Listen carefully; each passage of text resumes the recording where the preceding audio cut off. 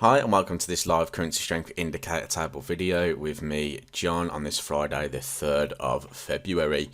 Here you can see we have our tables in front of us. We have two types of tables. We have the trend traders table and the day traders table. These are showing the same studies but just highlighting different time frames. So you can see that some of the currencies here are highlighted in green. Those are where we're going to be focusing our attention today in this video. And remember that the tables auto update every 15 minutes 24/7, meaning our members can see how the markets stand right now in real time. And remember, it takes all the work out of your trading day. I know today we're going to focus straight on pound yen. I don't need to go look around any other charts of interest. We could potentially look at euro pound though as well. And the reason why we're going to be looking at that is because the yen is the strongest currency on the day traders table. It is also featured on the trend traders at S2. We can see that the euro is S3 on the trend traders and it's also S3 on the day traders, and the pound tops the weak side of both of the tables, being in W1. So I'm going to be focusing on pound yen today and see what's going on in that market. Now, we have had a really heavy news week. We've got more data today. It's NFP today, so do be aware that there is that data coming out later, and the situation can change for a lot of these currency pairs this week. It's been quite a difficult week to navigate the markets, but these tables have really helped us stay away from markets, as well as identify a couple of good trading opportunities this week. So pound yen, one to focus on. Let's jump straight into the chart. You can see them on the daily time frame here, and price has really been in a little bit of a range. If I actually just zoom in a little bit, you can see that we've been in this range between the 156 handle and the 162, where these highs formed back at the end of December. Now, we actually talked about pound yen most recently when it was back up at these swing highs in here, where we're talking about the fact that the tables were telling us that the market was more likely to go long. However, we were back at resistance, and again, we like to use the tables in confluence with technicals. The technicals were telling us that we were at the resistance level. So in that situation, we have to sit back and we have to wait for an opportunity to develop. The opportunity would have been if price traded above, gave us two closes above, pulled back, and then we looked for the continuation move up to the 169.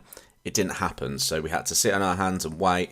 The other option we did say was looking for price to come all the way back down to these lows before looking for any kind of long positions, which kind of makes sense because we're trading within this range between 156 and 162.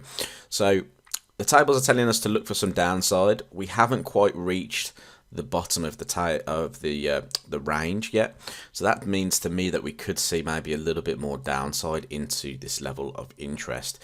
If we then trade outside of this range, then we could end up going elsewhere. We've got the 149 level down here, which was this low that formed back in September, and we've also got lows beyond that. So definitely something to watch out for if we do get that breakout to the downside. However, I wouldn't be really looking for sells at this level at 156. I'd want to see price trade through it first, very much like what we talked about with these highs, before considering any options to the downside. Now, if I go to the 4-hour time frame, there's been a little bit of a sort of story here with the market in terms of we've rallied into this level of interest. Price has then pretty much gone sideways. We were forming lower highs but also forming higher lows. So you can see that price has kind of formed within this triangle pattern in here. We traded outside of the triangle, consolidated, retested the trend line, which was support, now resistance, and then prices continued to the downside. Again, we kind of come into the lows at 159. We've then consolidated and price has traded to the downside. So I'm looking to see if price will come and form a lower high, okay, because that's where we look for our trading opportunities. Now, where is that lower high likely to come in at? Well, it's likely to come in at an area of resistance. So the 159 lows here is something I'm going to be watching with a little bit of interest, because if price was to pull all the way back into this level here where we had the previous selling pressure where price really pushed to the downside, are these sellers going to remain here, and are we going to see bearish price action form, and are we going to see a trade down to the 156 handle? That's what I'm looking for here at the moment on pound yen. Obviously it may not happen today, it may happen going into next week, but that's definitely something to keep your eyes on.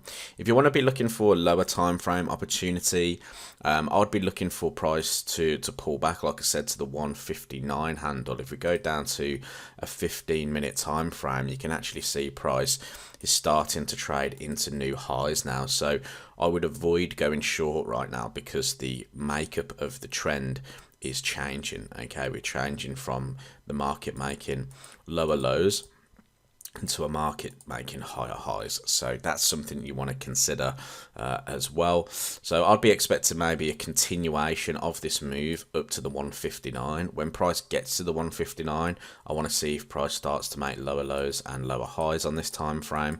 That'll give me the opportunity to get short. Okay, so that's what I'm looking for here on pound yen, and that's the only chart of interest really today. I hope you had a good trading week. Remember, we've got news later today. It's the NFP non-farm payrolls, so please be aware that is high impact data. Federal Reserve have talked about that recently being a key piece of data for them to watch now, so we are going to see some volatility a little bit later. So I hope you enjoyed the trading week. I hope you've been very successful, and I look forward to speaking to you in the next video.